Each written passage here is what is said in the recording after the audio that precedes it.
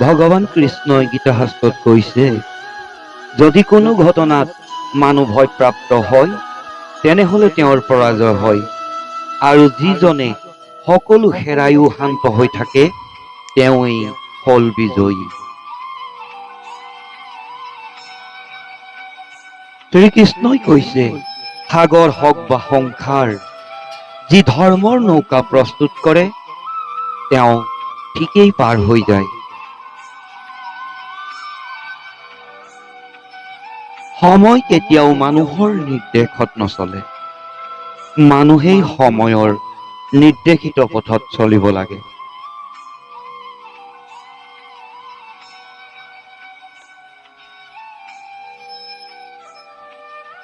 ধৰ্মৰ উপদেশ দিব পাৰি, কিন্তু নিৰ্দেশ দিব নোৱাৰে। সকলোৱে নিজৰ ধৰ্মক নিজেই নিশ্চিত কৰিব লাগে।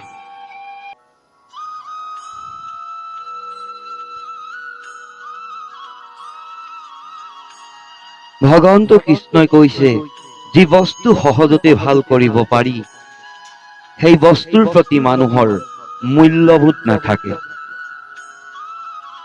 চৰিত্ৰৰ পৰীক্ষা তেতিয়াই হয় যেতিয়া কাৰোবাৰ লগত সম্পৰ্ক হয়।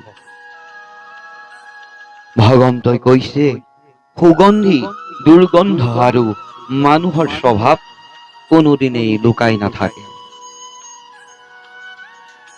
গীতাশাস্ত্ৰত কৈছে, যিসকল শত্ৰুৰ শত্ৰু হয় তেওঁলোকৰ লগত বন্ধুত্ব কৰিব নালাগে।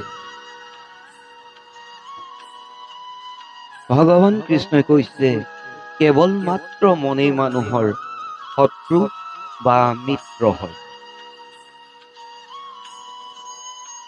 আমি সকলোৱে জনা ভাল, মিথ্যাবাদী মানুহ সাপতকৈও ভয়ংকৰ হয়।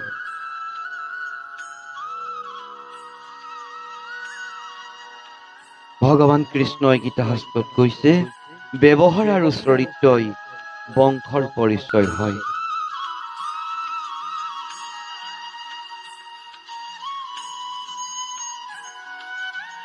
ধন্যবাদ। ভিডিঅ'টি উপভোগ কৰাৰ বাবে মধুময় ইউটিউবৰ তৰফৰ পৰা সমস্ত ৰাইজৰ চৰণত সহস্ৰ কোটি সশ্ৰদ্ধ প্ৰণিপাত সেৱা নিবেদন কৰিলোঁ। কৃষ্ণ।